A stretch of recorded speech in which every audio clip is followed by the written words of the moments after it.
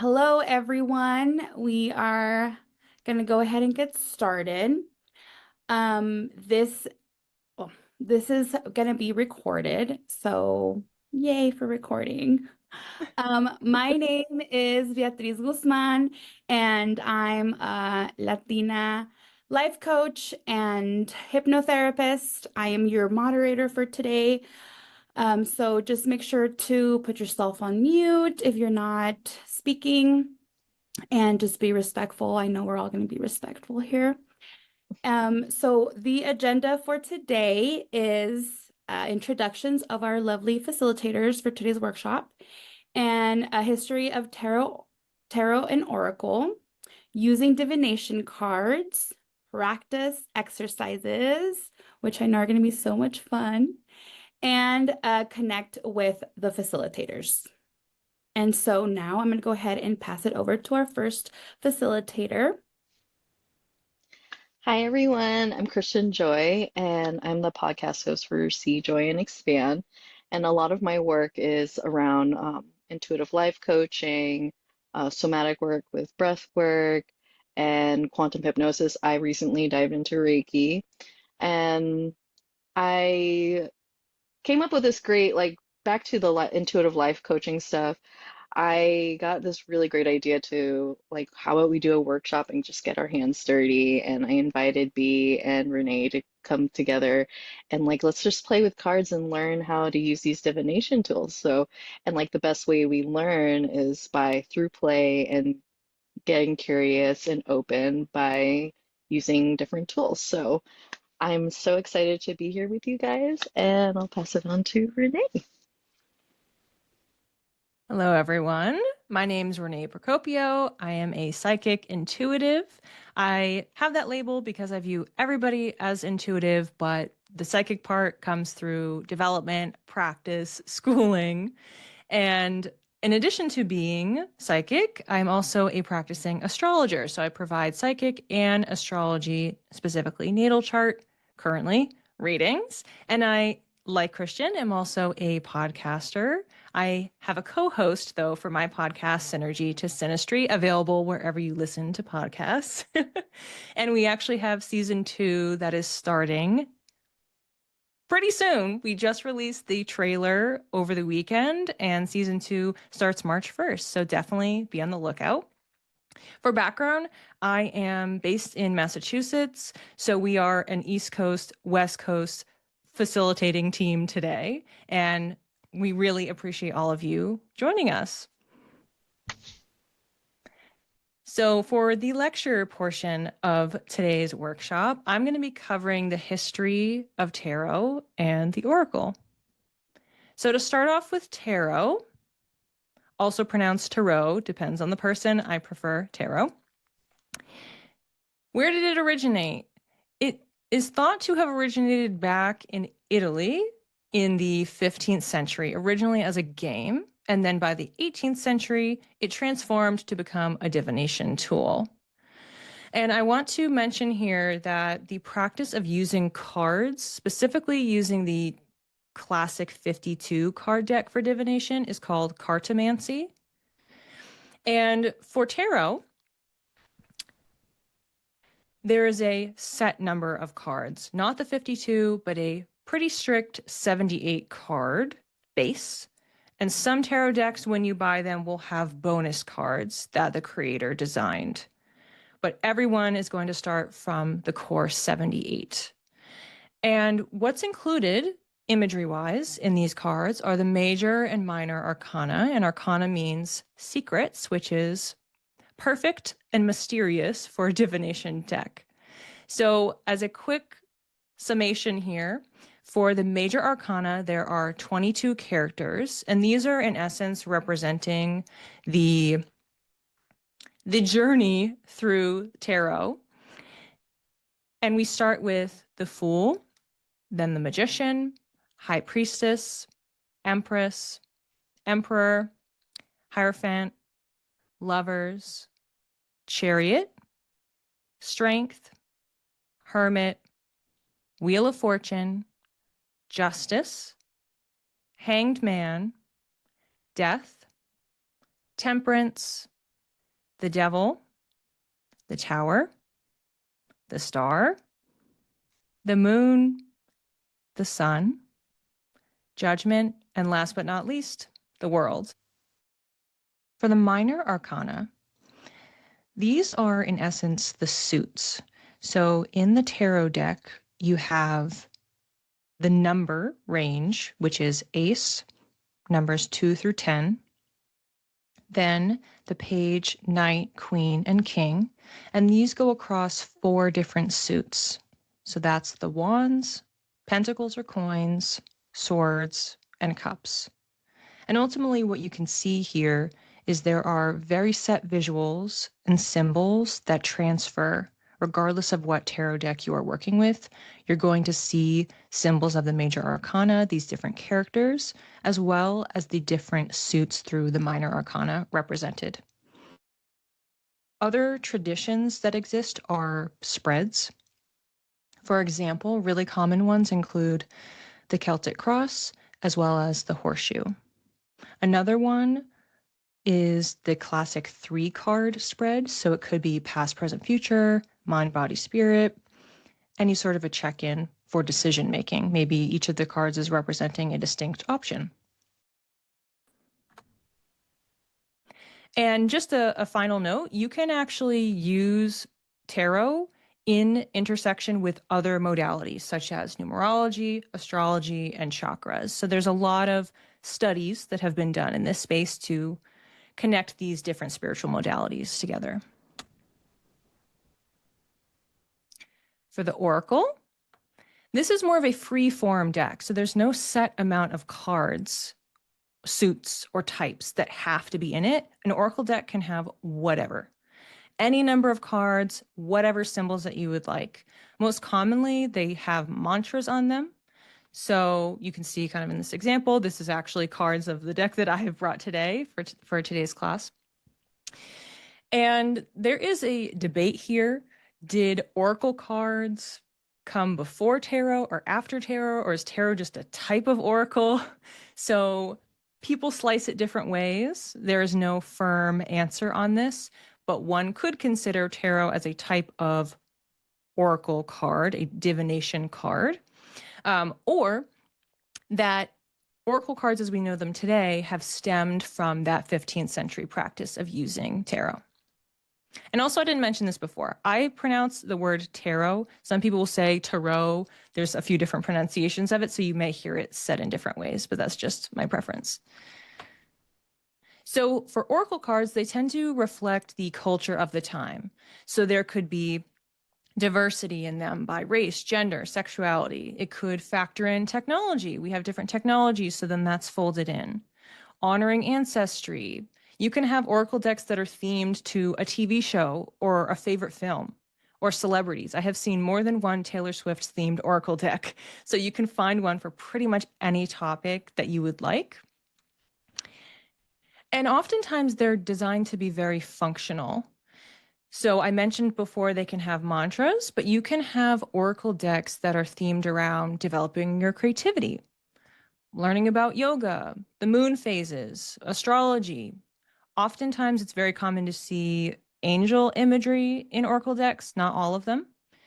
You could learn about crystals or even have something that's more mundane, less woo, and have oracle decks that have writing or journal prompts on them, or even just simple daily affirmations. Maybe you just draw a card every day, that's your mantra or affirmation, and you repeat it to yourself. So they can be very, very practical and not necessarily used for predictive insights or to gain an understanding of the present moment. That is the end of the lecture. I will stop screen sharing. And of course, if anybody has any questions about any of the above I just shared, hopefully you're already commenting in the chat, but feel free to ask as we go through the rest of the workshop. And if it's easier to hop off mute, you can and just share that way. I like how you pointed out there's like themed decks, and I'm like very intuitively guided to everything I do, hence the intuitive life coach thing. But um, It wasn't not too long ago that I realized that I have three Oracle card decks, but I only use two of them, and the two that I use, they have alchemy in the name. And I was like, okay, I must be into magic.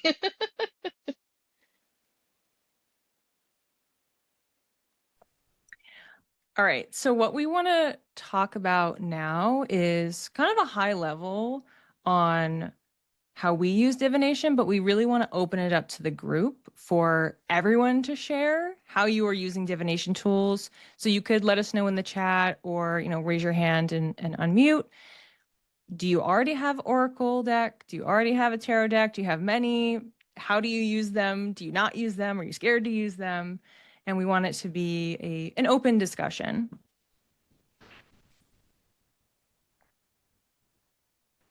So, Christian, do you want to start with a little bit of how you use your cards? Oh yeah, let's do that. Um, so my background on how I use my intuition is my story is a little bit different from Renee's. She always had intuitive, like her life experience has been intuition, like since she was a child. And during like the last 4 years when everybody started awakening, I never identified as intuitive, but I made the choice to become more intuitive, so it became a practice to tap into my intuition. And we also have a podcast episode where we talk about like our different intuitive journeys. So when I use Oracle, I very much like sometimes I have words pop through. I'll shuffle the deck. Um, Whenever there's a card peeking through, since I have like a oddly shaped deck, let me just show it to you guys so you guys know what I'm talking about. Like both of my decks are really weirdly shaped for my small hands. And it's shaped like a honeycomb. And I will shuffle it. And then whatever, like sometimes cards will pop out, but some will like just slip up like this. And that's how I choose my card. And that just felt resonant to me. How I learned how to use Oracle or choose cards from decks is like basically whatever resonates for you, what feels good to you, like how you want to choose your cards. And when I intuit the messages from for each card, I tend to. I do use the book a lot, and whatever words that resonate and pop out to me, there's nothing wrong with using the book. You don't have to be like a psychic master to tap into the meaning of what these cards mean for you. I also like, my deck is very colorful, and I like seeing the relationship between how each card sits next to each other. Like, say, this one's pointing towards this card, and how do they relate to each other? And sometimes when I pull out, like, however I intuit how many cards I pull out, it's really interesting how they have color themes sometimes. Like, it's crazy that I pull these two cards and they basically have the same colors, and all these cards come with like tons of different colors. And with the colors, I do a lot of chakra work, and the chakras all have like different colors, right? And they have their own meaning. So I connect to what the meaning of that might have, like the representation of that color, or whatever I'm intuiting what that color is meaning for me in that time. So, like, pink is self-love, green is the heart chakra, orange, sacral. So I do a lot of color work too. Um, and yeah, like, and always intention first. So I forgot to say that in the beginning. What is your intention for your use of the cards in the moment? So, There are a few people who shared in the chat. I can read them? Do you want me oh to? yeah, well, I mean, we can both read them. I will just say I can read them out loud for the group Yeah, or yeah, go ahead, go no. for it. Okay, so Caitlin said, I use them when I feel called to them, like a certain deck may call me to play with it and see what it has to say, kind of like you, like the intuitiveness. Sometimes I ignore them all for a time. Sometimes I pull lots of depending on what's on my mind. She also said that, or they also said that I have a few tarot decks and a bunch of oracle decks of animal themed and sacred geometry and angles and things like that.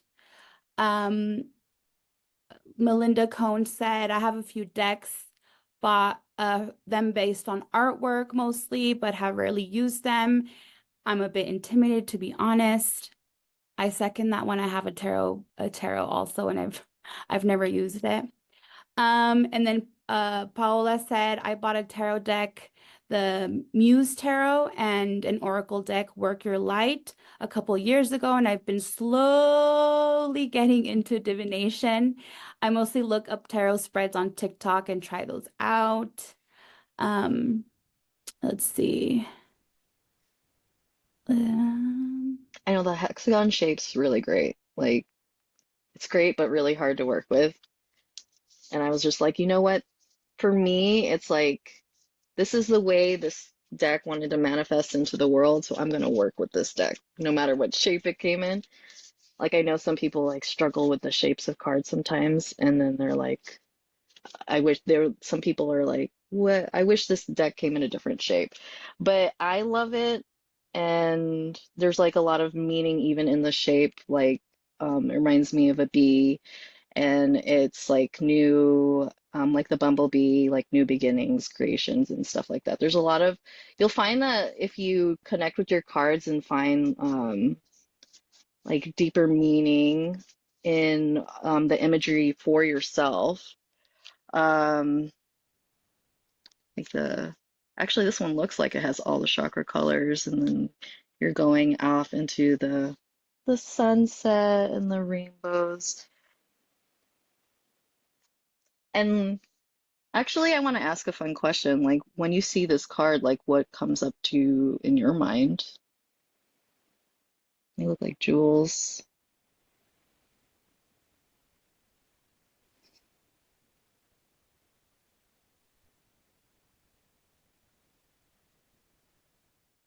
Harmony.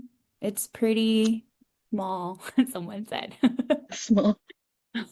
It's pretty small. At first I was like, pretty. Oh, it's small. It's Right. small. Oh, maybe I should,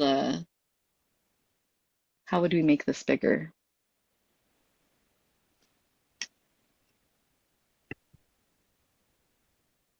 We do have it set on speaker mode, so anytime someone's speaking, it makes them the Bigger. largest.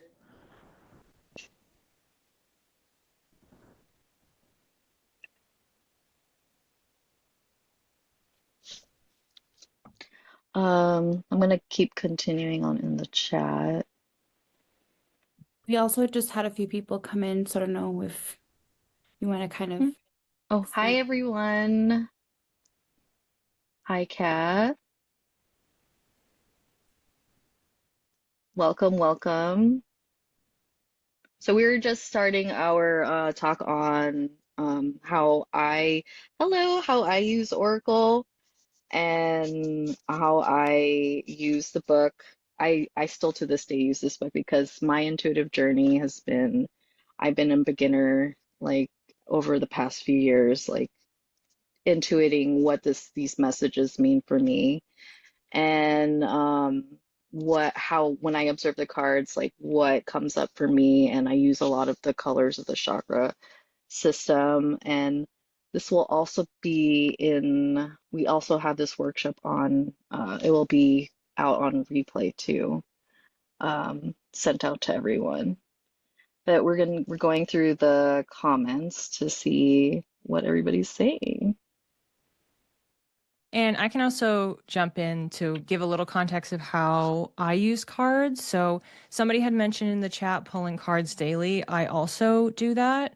So the first Oracle deck that I got is the one I showed earlier, this moon deck. I use it in my readings most weeks so for anyone that's here from Insight Timer, or if you'd like to follow me on there, I do weekly readings. I use this deck every single day for myself, and I use it during some of my classes on an Insight Timer. And I also have another Oracle deck I use as well. So my system now is I've been pulling one card from my Moonology deck, and then I intuit how many cards I pull from this deck every day. So some days it's one, some days it's four, sometimes it's a spread, sometimes they're just, I need to pull this many cards, and I just follow that. And I also do monthly spreads. So I will use these cards, and also I have tarot cards that I will use for the entire year ahead. So I'll pick cards for every single month. I'm totally forecasting it out. So then by the time we get there, I can look back and say, all right, so what did I pull for February? Like 2 months ago, 3 months ago. And then see how those themes are presenting as the month progresses. And something that I do for anyone who's attended any of my classes or received a reading from me, I always start psychically first. So when I am reading somebody else, I will go into my intuition. I will look for images, words, insights. And then when I have cards folded into the reading, they are just that. They are supplemental. I intuitively pick them ahead of time, leave them face down, use my intuition, and then I have the internal cue. Hey, it's time to flip over that first card. It's related to what you're talking about. And then I use that to expand. Not everybody does readings like that or uses their cards in that way, but for me, I've always followed my intuition first. And that's basically what I do. But I did want to acknowledge, because Christian was talking about how she was drawn to this deck. I would recommend, if you are getting any sort of deck, not to just pick any one. There's this notion, which I have come to believe in my practice and working with these divination cards, is that you develop a bond with them. So not only are you learning, maybe if you're using the guidebook, I don't personally use guidebooks, but whether you're using a guidebook or not, you're developing a different language with them over time. So I recommend reading yourself first for some period of time before attempting to use the cards in somebody else, and also making sure that it really resonates. So you like the images, you like the words, you like what it's representing symbolically, and that there's a connection and it's not just some random deck that you've picked up. So those are my 2 cents.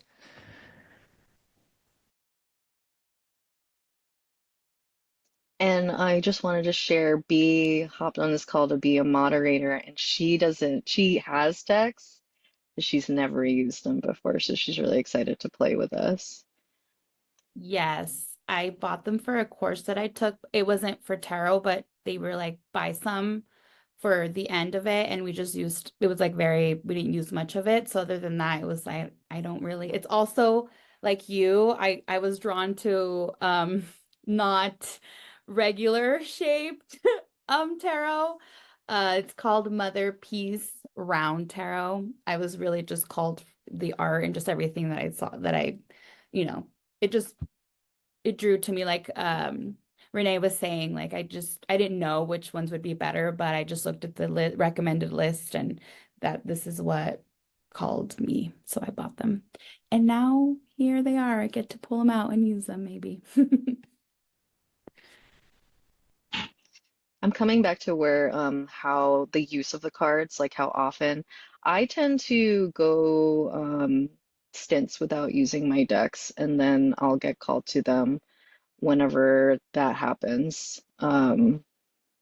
Whenever I intuit, when my body feels like having a message from the deck. Otherwise, I'm like tapping into my body the other part of the time. But sometimes when I use my deck, when I look at it, I'm like, what am I feeling in my body when I look at it? And I'm like, huh. And then go from there and what messages pop up in your mind. Like maybe you'll feel like a full body yes, joy, maybe you'll feel love. And that's another way to get messages from your cards too, is tapping into your body. I'll say one more thing, that kind of Renee was saying about make like connecting with the cards. Or the deck. And Paola said that they watched a video that recommended to sleep next to your cards or carry them around you in your purse for a while to create connection. I'm very new to all this, so that sounds great because I feel like I don't have that much of a connection because they're just saved somewhere, put away. So I don't know. I just wanted to share that since it kind of connects with what Renee had said. before we move on to doing our practice activities, I just want to get a check from the group. Does anybody have any questions around anything that we've talked about before we move on? And it's okay if you don't have any questions.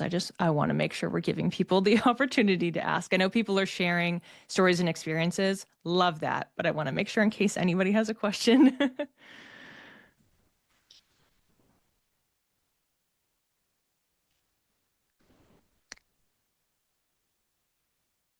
When you pull a monthly card, what does the reflection at the end of the month look like? So I actually have a planner that I made available on my website if anybody's interested, but I have prompts that I've created for myself and for anyone who uses my planner. So I pull a few different cards, and each of them are telling you a bit about your story for the month. And then at the end, you're reflecting back on what your experiences are. If you don't use any sort of a guide like that, and you're just using your deck and saying, all right, I'm tuning into the energy of April 2025. What do I need to know for this month? Using a question as a divination tool, and then you pull the card or a series of cards, then what I have done with that type of model is I'll just write down what's the card, what's on the card, anything else that maybe comes through for me. And then at the end of the month, you have some sort of a reminder or infrastructure where you can go back and you're just thinking, okay, in the last, 4 to 5 weeks, do I resonate with the messaging that comes through? And typically it'll be pretty obvious, like, oh yeah, I was really struggling with that, or this was a theme that came up over and over again. I wanted to add also that I noticed a theme between Renee and I is that she's in her work, she tends to, especially with her astrology stuff, she goes and she like looks at transits and stuff and looks into the future and then peers into the past with her journaling, her dream journaling work.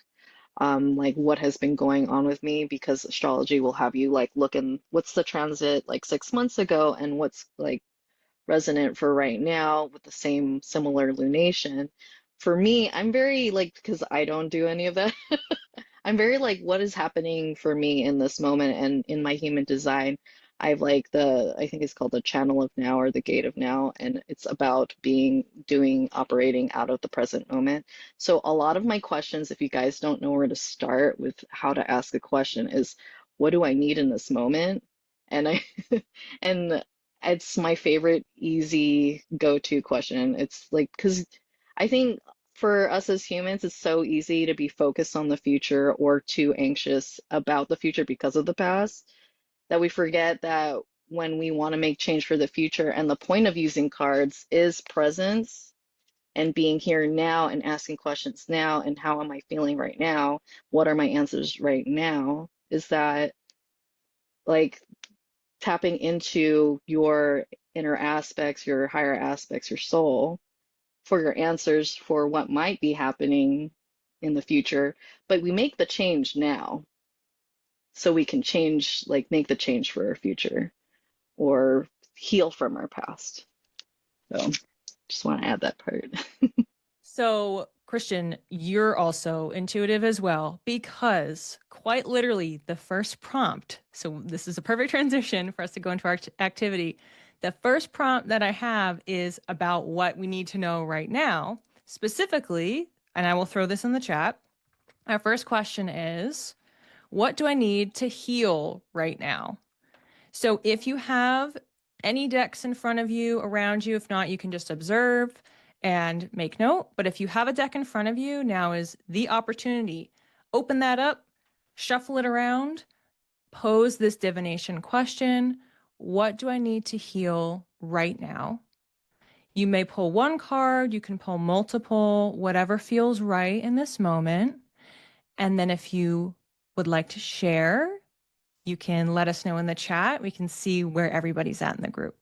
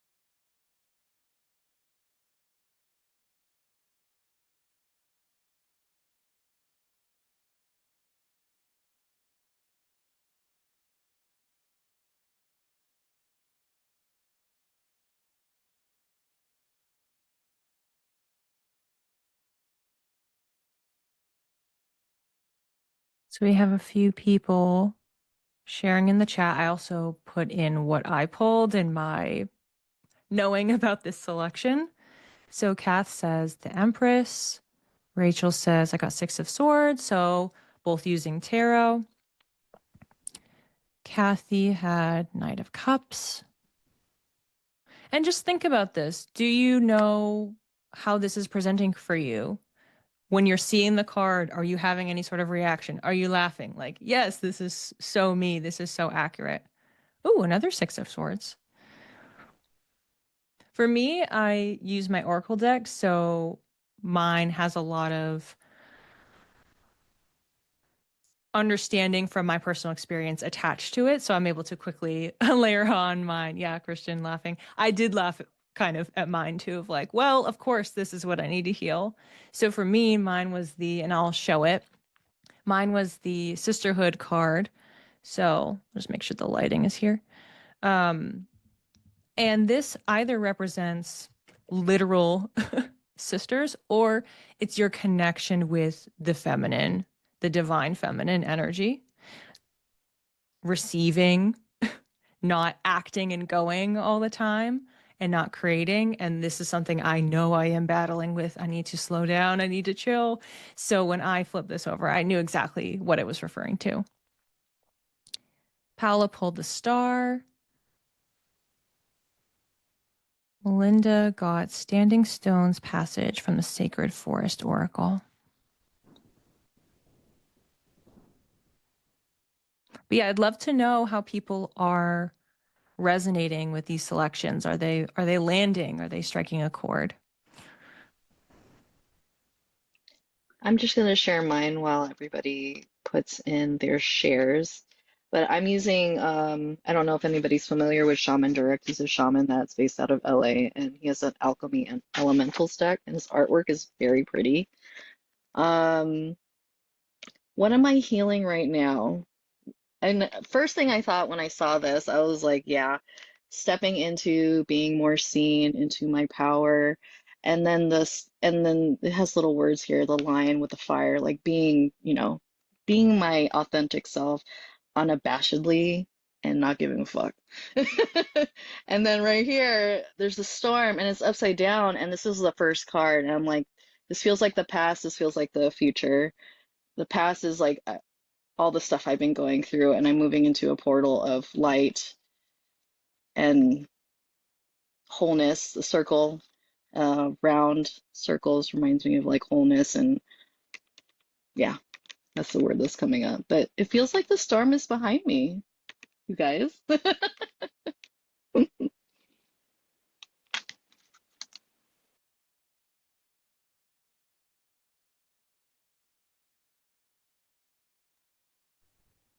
Give people another minute or so before we move on to the next prompt.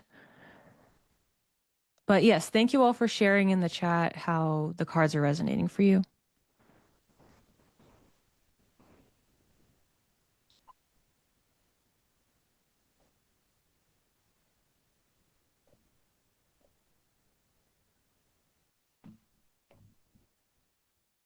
And if you have more than one deck and you want to pull a card from each deck, you can absolutely do that.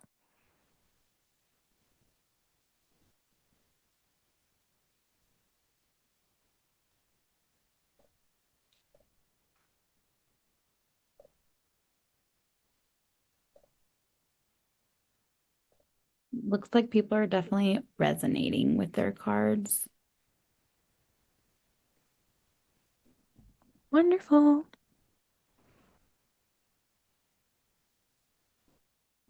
All right, so we can move on to our second prompt, which is, what should I release in 2025?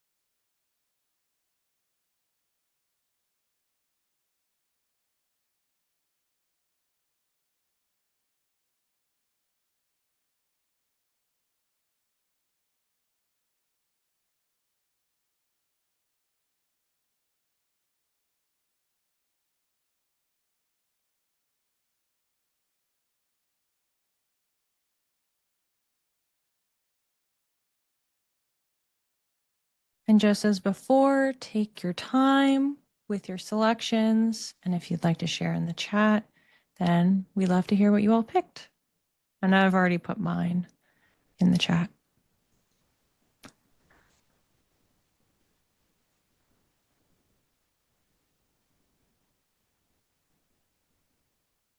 I got tarot and got the world reversed. So I went to Oracle and got let go of the past. Seems like it's a paradigm shift. In some ways, kind of similar, not exactly, but similar in scope to what I picked for myself. It's about really moving forward. What's holding you back? What can you undo?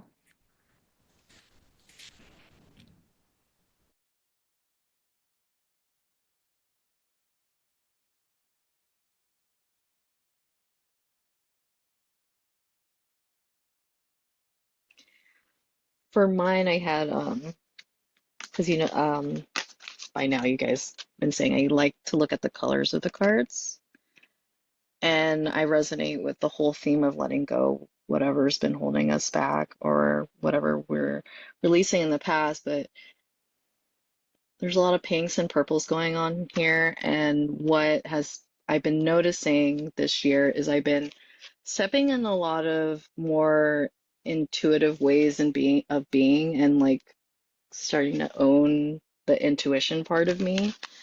When I had that story where I'm like, I'm not, no, I don't know about that.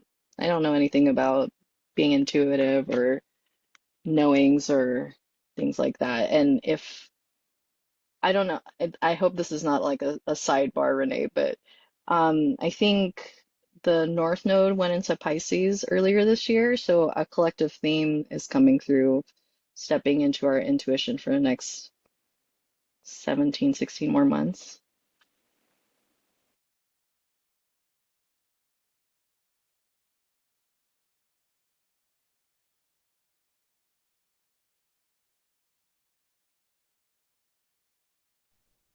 And I just wanted to say, so glad that people are enjoying these prompts. I did mention in one of the comments in the chat, but I channeled these specifically for this workshop.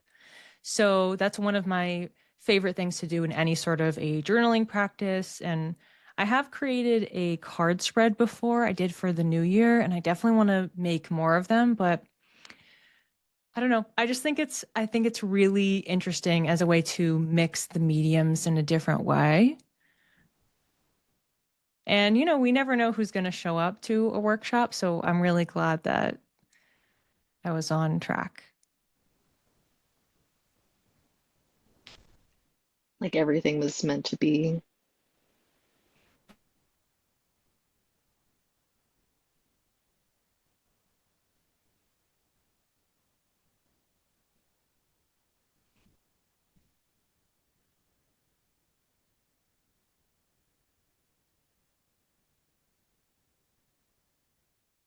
Mm-hmm. Yeah, Caitlin, sounds like we have the same thing going on. Yeah, so being in a receptive, receiving state, allowing versus giving or doing all the time. Yeah. And that's also to Christian's point, very Piscean. So we're in that space, the lunar node switching signs as next month we have eclipses. Everybody get ready for that. But the nodes being in Pisces and Virgo, that is the healer axis. So there's Virgo, which is very action oriented and wanting to do, wanting to serve. But how can we just step a little bit into and towards that North Node in Pisces and receive, expand, dream bigger, and connect to our intuition?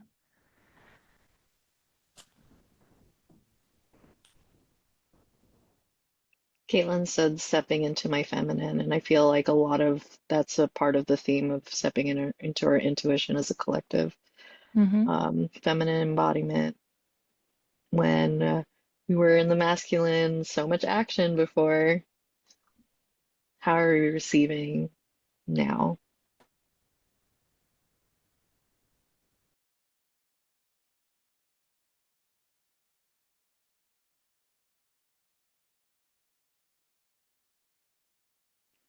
Are you pulling cards, B?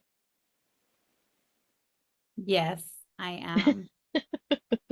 I want Um, to know what you're pulling since you're like, I'm a beginner.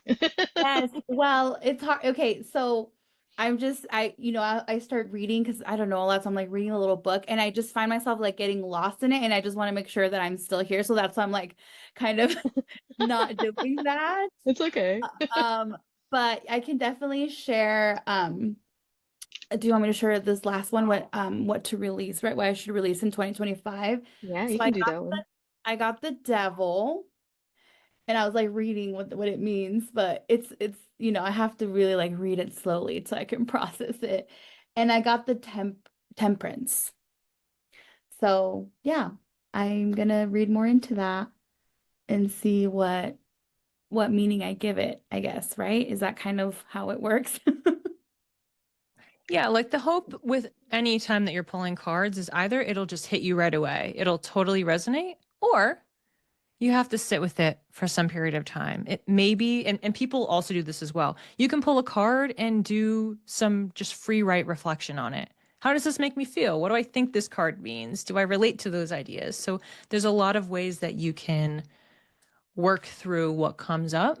And if it lands, it lands. And if it doesn't, then it may just be you don't know it right now because you're not in it. And it's a little bit of what's coming.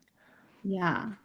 And like there's also like a lot of art in these cards, so like I want to like take my time and look at all the different things on it and see if Yeah. something like tells me, oh, like what does, that looks like this thing to me or whatnot. So yeah, That's the thing though Absolutely. too, is when you are in the practice of using the cards, especially like daily, like Renee has a daily practice, I hop in and out of it.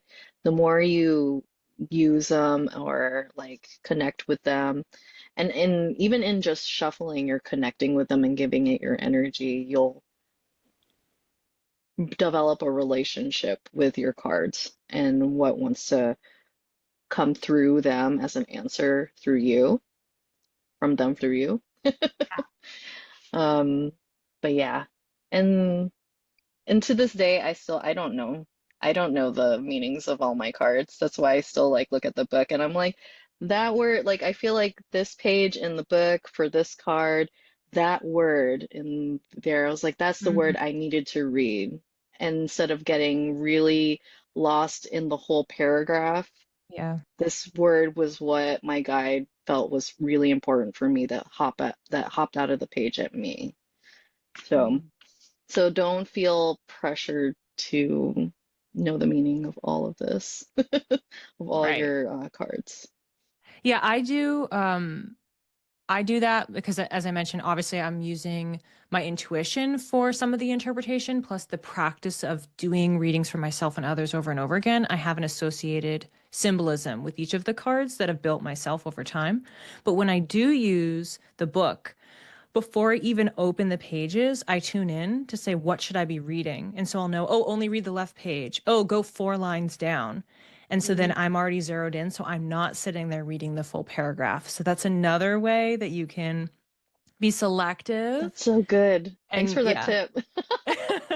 Because I'll reread a whole thing over again. Yeah, Thank you. This exactly. is why we're back. We're here in this workshop together to get cool tips from each other.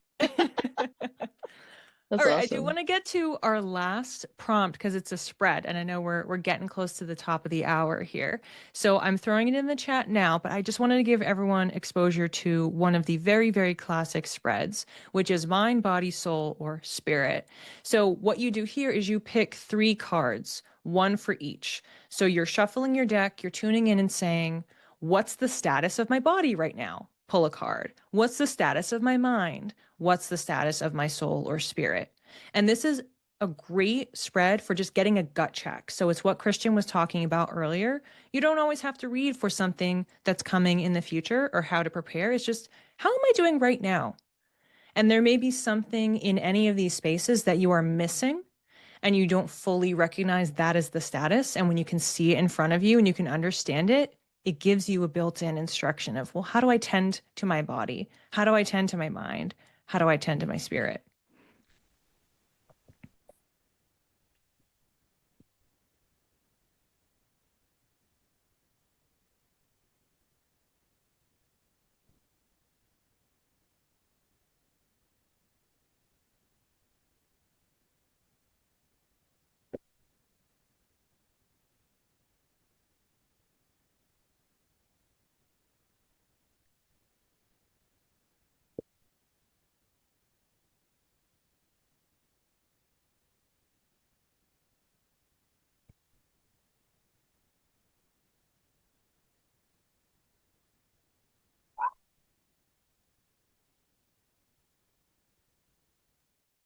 And something I want to mention as people are doing this, I just experienced this myself where I was pulling a card and it was like one or two, and I didn't know, okay, which card is this assigned to? And I was getting a flip flop. And then when I flipped all of them over, I realized why. Because the two cards that I had for 1 and 2 are directly related to each other. So they both work for the body and the mind.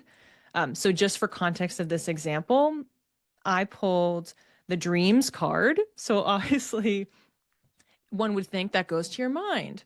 And then I have the rest card. You are dreaming while you are sleeping. So I was having both of them interchange between the body and mind prompts. And then for soul, the card that I had is the clarity card. I welcome clear vision and inspired action. And if that ain't the truth, and also aligns with what came through with the previous prompts that we did as well. How can I move forward, look forward, fall into what's next, and trust what's coming? So if anyone else would like to share what you received, and it's totally okay if you need more time to unpack.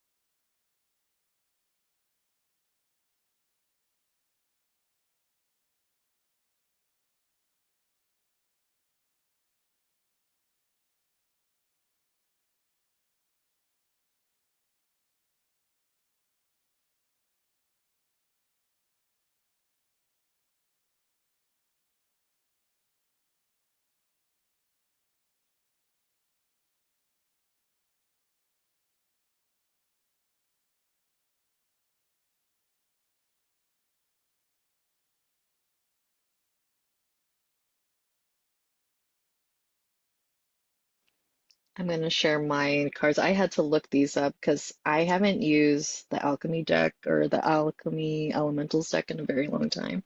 So I was just like, what does this all mean? So, but when I was shuffling, I saw that I was meant to pull a hexagonal card and put it in between the two for the mind, and then the alchemy elementals will be on both sides. So for the body one, I pulled this, and it's you cannot hide from your shadows or your issues. That's like the word that popped the sentence that popped out of me, and I had a whole giggle about this whole thing.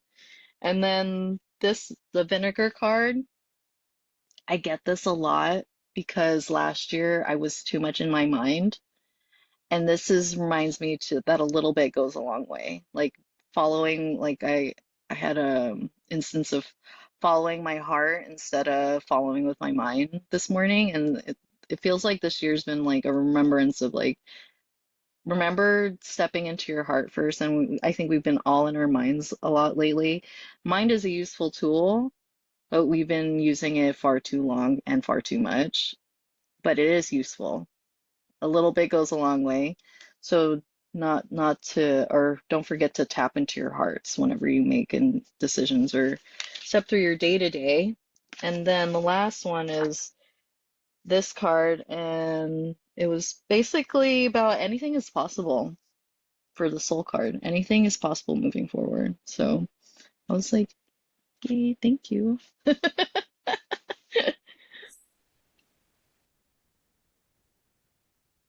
Awesome. We're almost at the top of the hour, so I'm going to hop back into screen sharing just so we can close out. But If you want to keep sharing in the chat, you're absolutely welcome to do so.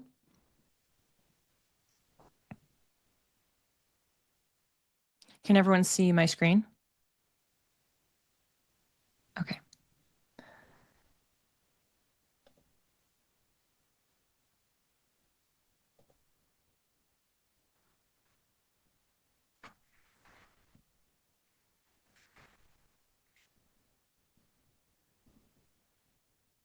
So just to put a button on things here, we wanted to thank you for joining and also let you know how to connect with Christian and I going forward. So Christian, I'll have you start.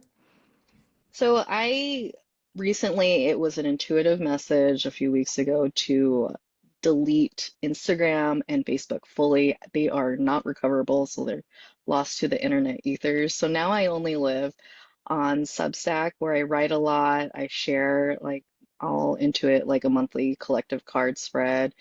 I do a lot of my quantum hypnosis work there. So there's client hypnosis sessions that are recorded that is shared through subscription, but mo the bulk of the work there is the podcast and like free like writings that I share through email. If you're not familiar with Substack, it's an email subscription service.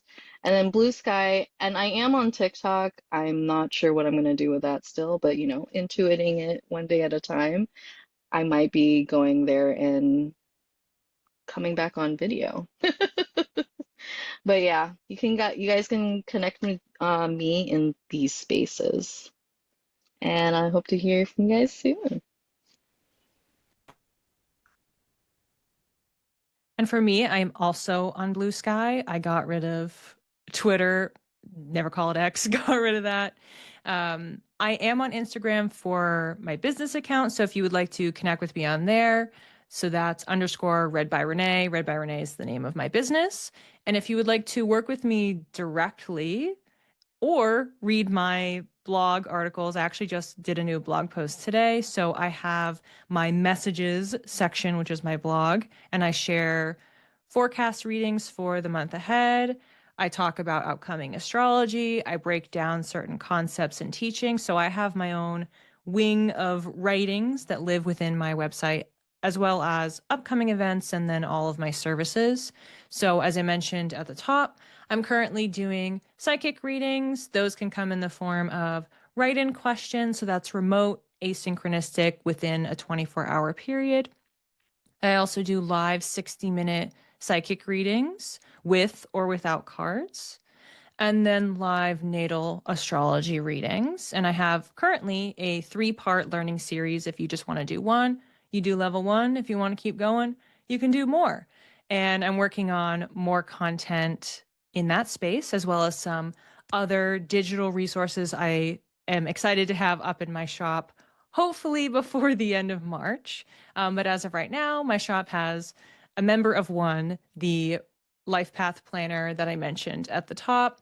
And it's not too late in the year if you want to plan your 2025. And my planner is infused with astrology, with intuitive messages, card pulls that I selected for every month, and then your classic holidays. And I also have over 100 journal prompts, over 100 suggested practices and challenges so that you can work on developing your intuition and your wellness and goals throughout 2025. So if you're interested in any of the above, definitely head over to my website, and that's readbyreneetoday.com. Thank you all for joining. Thank you, B, for doing the moderation in the chat, and we hope to see you all around. Thank you for coming. Thanks, you guys. Thanks, everyone. Thank you. Thank you for joining us. No replay will be out.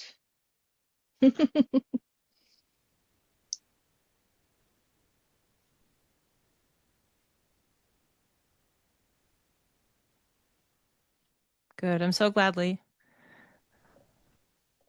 Definitely one to reuse. You can use it at any time if you want to check in on yourself. Oh yeah, none of these prompts like expire. You can use them Yeah. for next year too. Yeah, exactly. Or any day.